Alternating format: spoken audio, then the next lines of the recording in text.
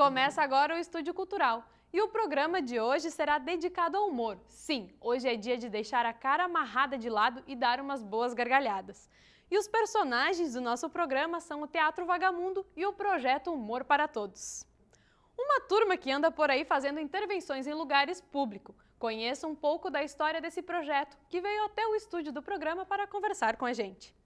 Levar cultura e entretenimento e aproximar a comunidade de apresentações artísticas. É esse o objetivo do projeto Humor e Tradição para Todos, que percorreu locais públicos de Santa Maria nos últimos 2 meses.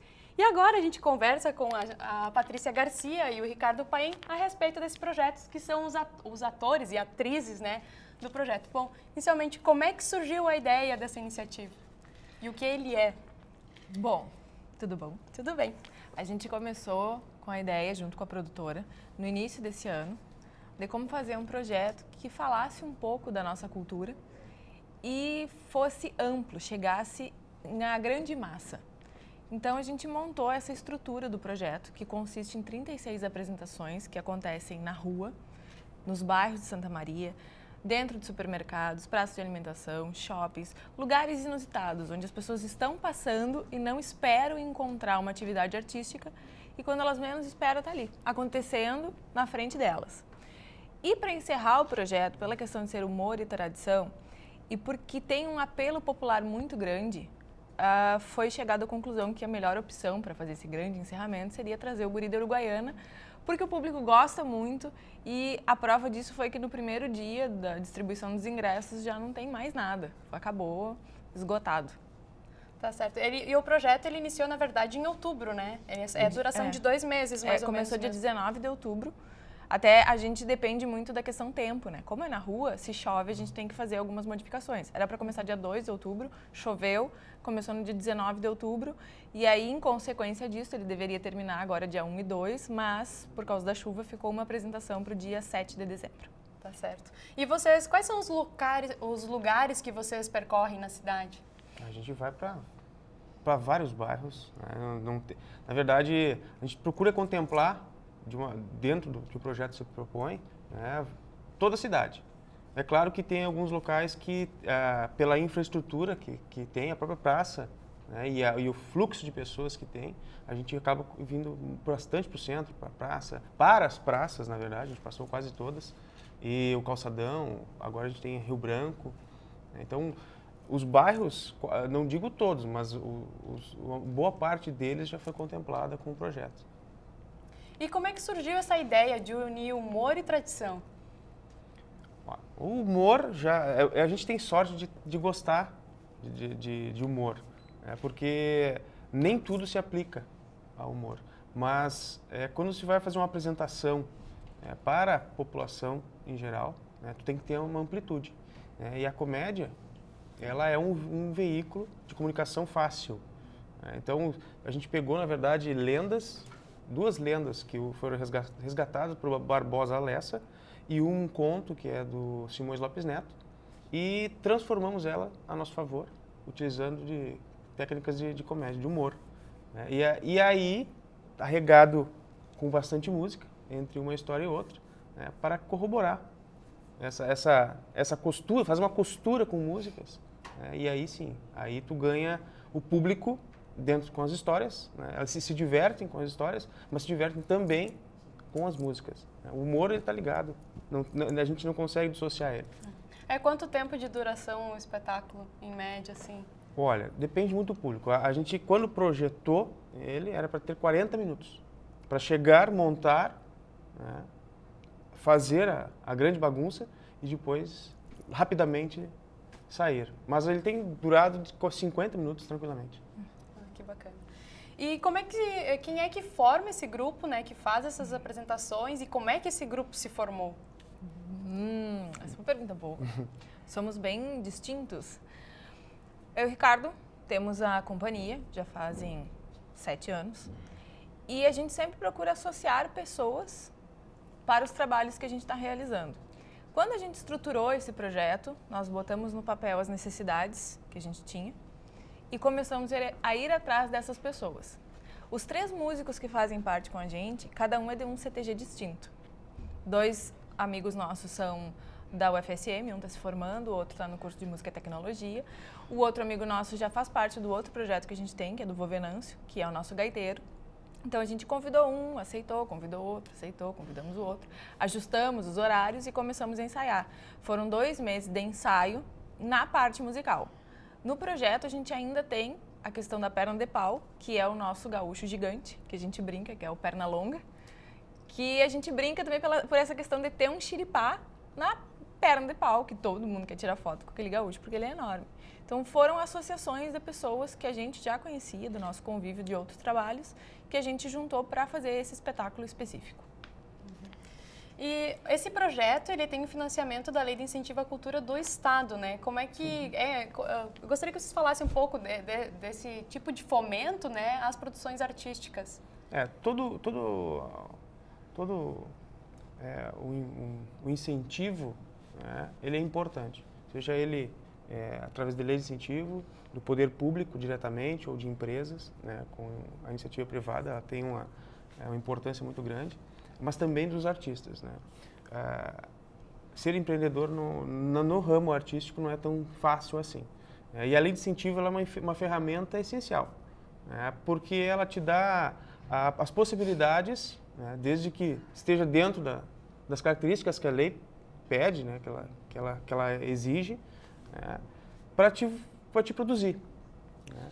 E a lei de incentivo estadual, né, ela pela capacidade de investimento que ela pode te dar, ela te proporciona também um projeto maior. Nós temos aqui a cidade de Santa Maria, que é uma poucas cidades que tem lei de incentivo municipal, mas ela também tem restrições, né, pela capacidade financeira. Né. E esse projeto ele tinha uma amplitude também maior.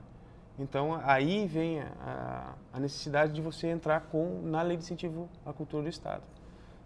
E através também das parcerias. Né? A própria Daiane, que é a produtora, é a proponente do projeto, a gente conversando, chegamos à conclusão de que realmente era um projeto para a Lei de Incentivo Estadual. E aí sim, aí você entra com um projeto, né? Aqueles trâmites básicos, objetivos, justificativas, né? Para que a gente possa realmente ter uma aprovação. Posso falar? Pode. E uma das coisas que é muito interessante por poder fazer um projeto assim pela Lei de Incentivo à Cultura do Estado é, por exemplo, a gente pegar a apresentação do Guri da Uruguaiana. Hoje o ingresso custa R$30 e não são todas as pessoas que têm condições de pagar R$30 para assistir o espetáculo. A gente tem que ter consciência da quantidade de investimento que as pessoas fazem na cultura e talvez não chegue a R$30. Não por não ter vontade, mas por não poder pagar R$30, que é o mais barato do ingresso dele. No momento que a gente abre 2 apresentações gratuitas, que é só chegar lá com a identidade e retirar, a prova disso é a fila que tinha na frente do Hotel Itaimbé na segunda-feira de manhã, que antes da 1 da tarde tinha acabado todos os ingressos, porque as pessoas querem assistir. Então, são possibilidades que se dá ao público que muitas vezes eles não têm no dia a dia, se não fosse amparado por uma lei assim. Por quê? Porque o Guri da Uruguaiana tem o cachê dele, a gente tem o nosso cachê, a gente chega a apresentar na rua, as pessoas não têm custo nenhum, elas param e assistem. Só que todo mundo tem os seus custos. E se não é uma lei como essa para ajudar a financiar, e os patrocinadores, e aí vem a questão de quem compra a ideia do projeto, se não for por eles, é muito difícil de fazer um projeto assim acontecer. São 36 apresentações. É uma maratona de apresentação, Sim. né? Em 2 meses. Sim, inclusive tem dias que a gente fez 3. Vai ter um dia, eu acho que vão ter Sábado 4. agora. Tem 4 apresentações durante o dia. Claro que a gente também fez adaptações, né? Nos próprios ensaios, a gente sentiu a necessidade de ter microfone para todos, porque a gente competia muito com os músicos, com os instrumentos. E com o barulho do burburinho, né? Sim, e com as pessoas e com o barulho de automóveis passando. Então a gente, vamos levar som. Então a gente leva caixas de som, com amplificador. E isso também parece que demanda um trabalho, né? Porque tu tem que montar e tal, mas ele é rápido. Em 15 minutos, a gente chegando no local, no máximo, a gente monta tudo, apresenta, leva 50, e em 1 hora e pouquinho já saiu. Bom, vocês falando agora da apresentação, né? Eu gostaria de saber um pouco disso, né? O projeto ele é baseado nessas apresentações mambembes, né? Que é no público, ao ar livre. Como é que é essa interação com o público? Mas a gente tem algo a nosso favor, que Duas. Na verdade, que são as histórias bem-humoradas e as músicas. Aí também tem a situação de saber que o teatro tem um poder muito grande e a música tem um poder muito grande. Elas unidas é complicado. Para competir com esse duo é complicado. E é muito divertido de ver, principalmente com relação ao gaiteiro.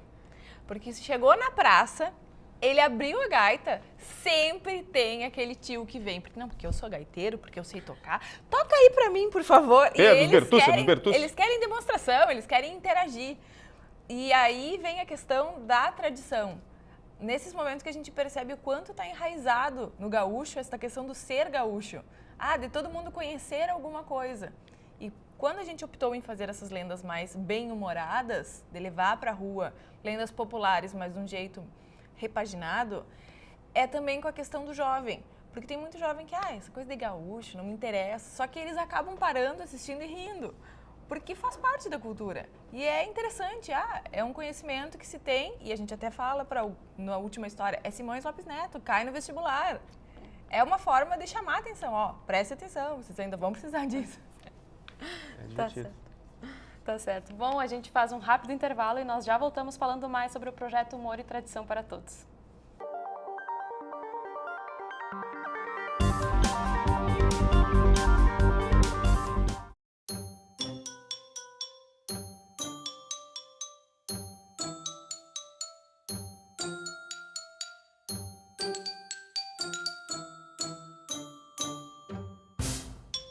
O apoio familiar é fundamental em todas as etapas da vida.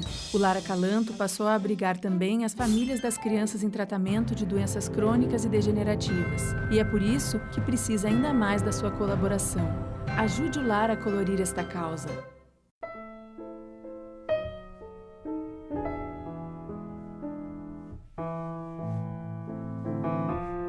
A ONG Royale está mudando a vida de muitas meninas carentes através do balé. Conheça esse projeto.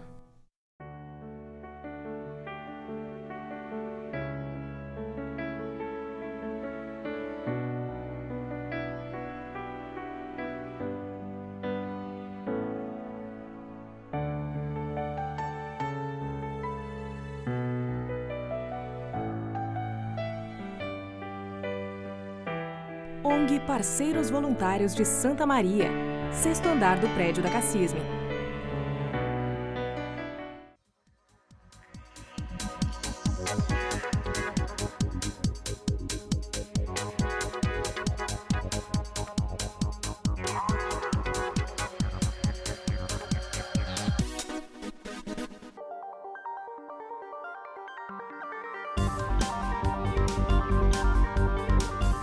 Estamos de volta com o Estúdio Cultural, falando a respeito do projeto Humor e Tradição para Todos. Bom, e eu gostaria de saber de vocês, Patrícia e Ricardo, um pouco a respeito do espetáculo que vocês apresentam na rua, né, chamada Os Leões do Caverá, é isso? Isso. Na verdade, é uma grande brincadeira, porque a gente estava decidindo como seria o nome do espetáculo, né? E uma das lendas é a lenda do Caverá. Então a gente decidiu que nós somos oriundos daquela região, que somos também descendentes de um cidadão que ficou muito conhecido naquela região, que é o Honório Lemes, que lutou numa revolução em 23 contra os legalistas e tal, Maragato, ele. E aí a gente diz que a gente é leão também. Nós somos os leões do Caverá.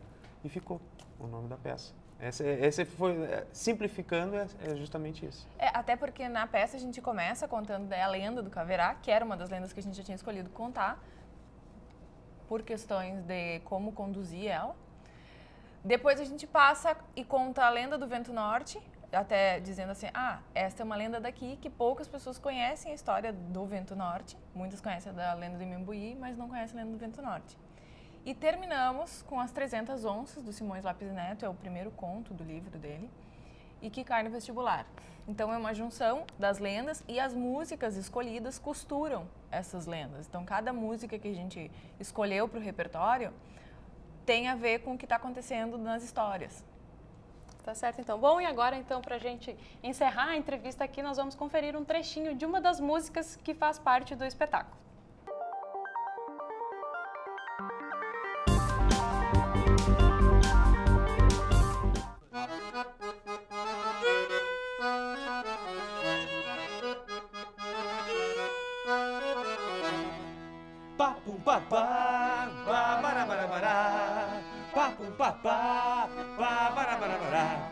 Mandei fazer um laço do couro do jacaré pra laçar meu boi Barroso num cavalo pangaré. Mandei fazer um laço do couro do jacaré pra laçar meu boi Barroso num cavalo e dele gaita. Eu vou me embora.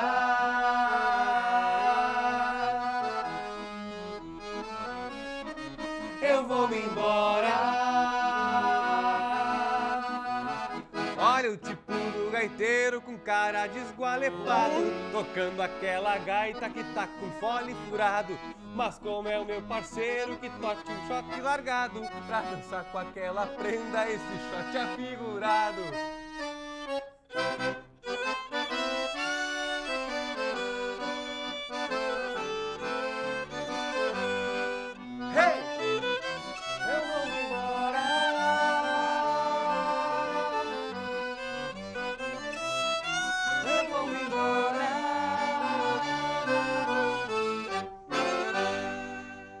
Bacana, né?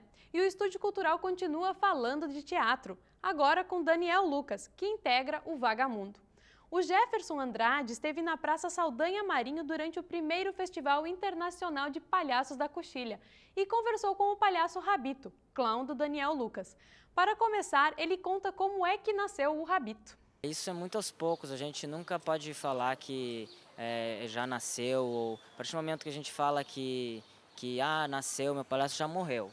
Então ele está em constante crescimento. Tem palhaços que eu estou, né, nesse caminho de descobrimento. Tem gente que leva 10, 15 anos, então isso é uma constante. E só tenho para dizer que é diário, né? É uma pesquisa diária.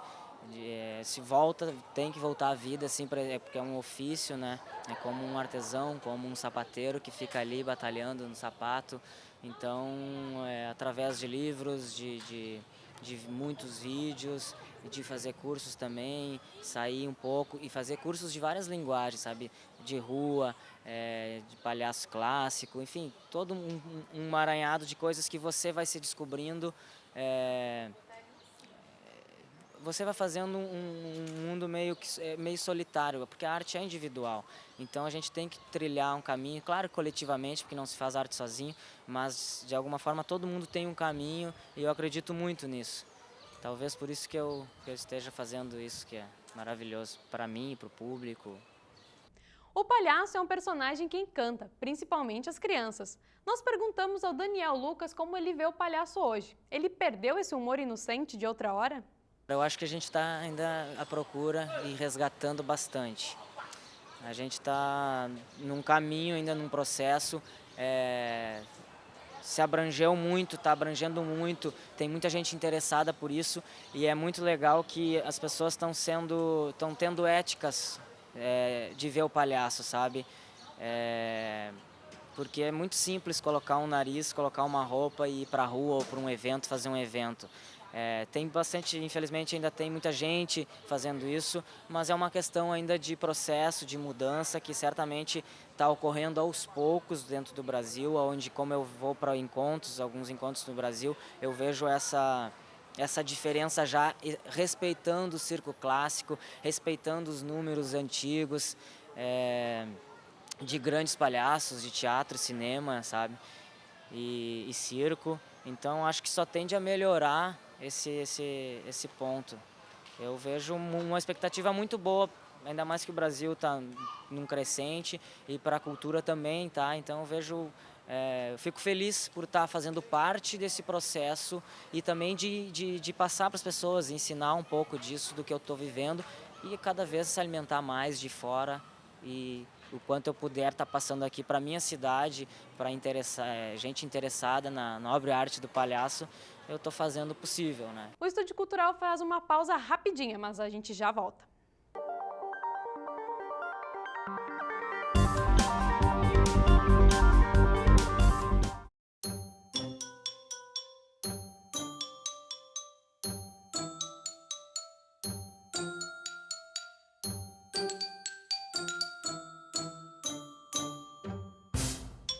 O apoio familiar é fundamental em todas as etapas da vida. O Lar Acalanto passou a abrigar também as famílias das crianças em tratamento de doenças crônicas e degenerativas. E é por isso que precisa ainda mais da sua colaboração. Ajude o lar a colorir esta causa.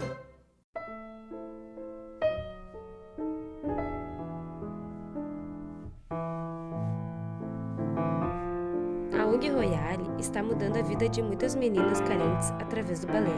Conheça esse projeto.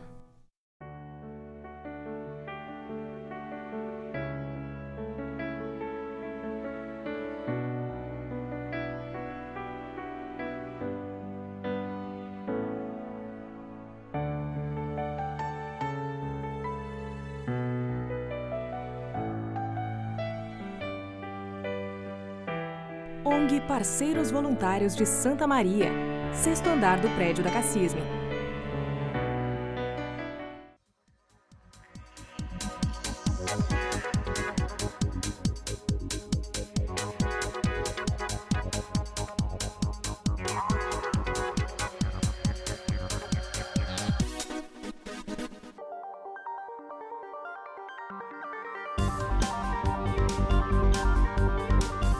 E agora vamos falar do espetáculo La Perseguida do Teatro Vagamundo, que tem direção de Gabriela Amado e é produzido por Aline Carvalho. O Daniel Lucas falou pra gente como a apresentação do Rabito é bastante influenciada pelo que ele encontra no ambiente da apresentação. Então, ele nos conta como é começar o espetáculo e não saber ao certo o que vai acontecer. Eu fico meio que dividido com isso, é sempre horrível e sempre muito bom, porque a gente acaba tendo até um dia diferente, sabe? Porque é muito bom se colocar nessa situação de não saber o que vai fazer, porque é dessa maneira que eu vou mostrar que eu estou aqui disposto a abrir, disposto a me revelar, enfim, para o público. Então é uma questão mesmo, é um ato de coragem que é muito difícil, com o tempo. Eu fui conquistando isso aos poucos e eu nunca sei se vai dar certo, isso que é o melhor. Sabe? Não sei se vai dar certo hoje, mas a minha vontade é de conseguir conquistar esse público que é daqui de Santa Maria, que faz um tempo que eu não apresento aqui, é diferente, estamos na Praça Saldanha, Marinho, eu estou diferente também, eu tenho um teto hoje que nunca tem aqui, as pessoas também já estão passando, já estão observando, então isso também já faz parte das pessoas que passam aqui, já também, vai ter um espetáculo aqui, já tem essa parceria, e conquistando aos poucos, né, cara? Então vai me transformando o lugar e teatralizar esse lugar aqui que às vezes é só de passantes e tal. O Grupo Vagamundo já se apresentou em alguns estados do Brasil e também na Colômbia e no Uruguai. Daniel nos contou um pouco sobre essas apresentações. Confere aí. A gente teve uma passagem de 15, 16, não lembro dos dias, em 2010, que foi um salto assim para nós. Pela questão da gente ter apresentado nas ruas, em teatro, na periferia da Colômbia. E por incrível que pareça, é um povo muito educado. A gente não tem nada do que... só falar bem, porque é muito difícil. Imagina você sair de um outro país, vai apresentar numa periferia e todo mundo te receber da melhor maneira possível. E o público disponível para ver o espetáculo, acompanhar todo o espetáculo sem tirar sarro, sem querer bagunçar. Então, a gente ficou muito, muito feliz dessa recepção, imagina. E ainda foi bem no começo do espetáculo, então a gente voltou renovado para o Brasil, com muita coragem de tocar para frente, sabe? O grupo e o espetáculo e ter outros espetáculos. Não chegou a ser um problema porque eu uso muito pouco o português. Uso, mas muito palavras-chave, quando é preciso. Então eu acabo também usando um pouco de gramelô, né? Que é de alguma forma, é um emaranhado de palavras, é uma bablação que diz algo, mas com a intenção do corpo. Então isso, como é que eu posso te dizer? É uma questão de sentir também o público e para ver se tu vai usar a todo momento ou não, se tu vai usar mais o português. Normalmente com as crianças eu acabo usando um pouquinho mais, com o público adulto eu retiro, então é muita adaptação com isso também. E sons também acompanham o espetáculo, sabe? De sons às vezes surge também, então eu não me coloco como eu pesquiso muito, mas eu não acabo não ensaiando essas, e sim indo para o público, que é aí que ele vai aprovar, é ele que vai bater palma, ele que vai ser o teu diretor depois, entende? Então eu me coloco nessa berlinda assim. E o Vagamundo também ganhou o prêmio Funarte Artes na Rua no ano passado, com o projeto Palhaço Rabito Aterriza na Sua Aldeia, uma ode às diferenças. Eles rodaram com a peça lá perseguida por 9 comunidades indígenas. O Daniel conta pra gente como foi essa troca de experiência. Foi uma experiência reveladora pra gente que passou, sei lá, 30 dias.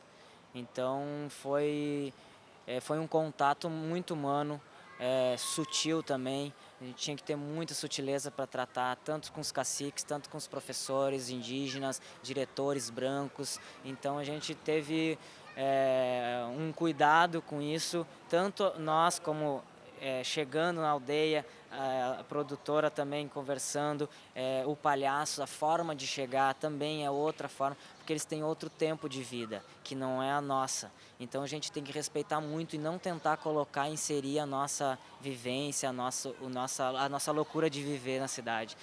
E isso a gente aprendeu muito. Como a gente ficou alguns dias, eles só nos ensinaram a como viver, sabe, numa tranquilidade. E isso para nós dá vontade muito de voltar. E tanto é que a gente vai estar voltando no ano que vem e tal. Mas eles têm uma capacidade de companheirismo, de atenção que eu não encontro em lugar nenhum, sabe? Eu apresento bastante em colégios e como hoje em dia as crianças brancas tem esse contato com o computador, com o videogame, é tudo nas mãos, é tudo muito rápido. Lá não tem isso, eles só têm futebol, então, e eles não têm nem regra no futebol, e é o melhor de tudo. Tanto é que teve um dia que eu fui jogar vôlei com eles e eu quis colocar um monte de regra, eu estava errado, tu entende? Então eu deveria estar entrando na deles sem regra nenhuma, para quê? Só para se divertir, diversão pura. E isso, de alguma forma, todo mundo do grupo aprendeu a conviver com eles, a escutar eles. Eles são pessoas que têm muita vergonha, são mais retraídos, só que a gente tem que escutar melhor, sabe? Acho que a gente foi total honesto com eles, sinceros, porque eles são humanos. Então, como o tempo deles é totalmente diferente do nosso, a gente não está habituado, a gente fica meio, não sabe como lidar, mas eles vão aos poucos nos conquistando e a gente consegue ficar em harmonia. Então é uma experiência que foi reveladora para nós, assim, de convivência com eles. E para encerrar, Daniel Lucas fala sobre um momento que marcou ele durante as apresentações em terras indígenas. Eu acho que eu tenho mais ou menos umas 10, 15 histórias, só eu. Os outros grupos, as pessoas do grupo lá têm outras histórias. Mas eu posso contar uma que meio que me marcou mais comicamente, como eu gosto de viver mais nessa forma. Eu estava... A relação ao tempo deles. Eu estava saindo do camarim, né, tirando a maquiagem, e aí entrou um senhor dentro de uma sala, onde tinha uma tesouraria, dentro da FUNAI, que é o instituto lá deles. Então, a partir do momento que esse senhor entrou, perguntou: eu queria vir aqui saber a minha idade. Eu não sabia a idade dele. Aí ela revisou nos papéis e eu fiquei curioso, na outra sala, tirando maquiagem, até meio que escutei. E ela falou: tá aqui, o senhor tá com 53 anos. E ele já... Tu entende? A lógica de vida deles não é a relação, um aniversário, é viver o tempo, harmonia com a natureza, sabe? Então, o presente, então, no aniversário nem se fala nisso, sabe? Tanto é que crianças, a gente perguntava, mas não sabia a idade, não sabia quando é que fazia aniversário, entende? Às vezes perguntava, que língua é, tipo, alguns, até os 5 anos, antes de entrar pro colégio, eles só falam caigangue. Então, depois que eles entram no colégio, eles começam a aprender o português. Então, muita criança não sabe nem falar o caigangue e nem o português. E a gente pergunta, tá, mas que língua que você fala? A minha língua. Todo mundo me entende, eu não preciso falar nada. Então é esse contato com a natureza que deixa rico essa relação, sabe? E para nós só tem a aprender com eles, porque eles têm até o tempo de, se eles têm comida para 5 dias, eles não precisam fazer mais nada. Durante 5 dias só vão se divertir. Que é melhor que isso, e a gente tem essa coisa de querer mais e muita coisa, sabe? Na verdade a gente está errado, né? Então a gente tem que rever algumas coisas e de alguma forma, fazendo palhaço, eu acredito que eu estou fazendo de alguma forma essa população que está vivendo o sistema, está indo junto com um trem, mas praticamente, dando um pouco de alegria e dando um pouco de vida e trazendo humor, eu acho que serve como uma cura para nós que estamos passando por isso. É isso aí, pessoal. A gente fica por aqui. Se você curtiu o trabalho do Grupo Vagamundo, dá uma olhadinha no site www.teatrovagamundo.com. E se você tem alguma sugestão de pauta, pode entrar em contato com a gente pelo e-mail tv.unifra@unifra.br. Você também pode assistir a nossa programação no canal do YouTube, Unifra Online. Até semana que vem. Tchau, tchau!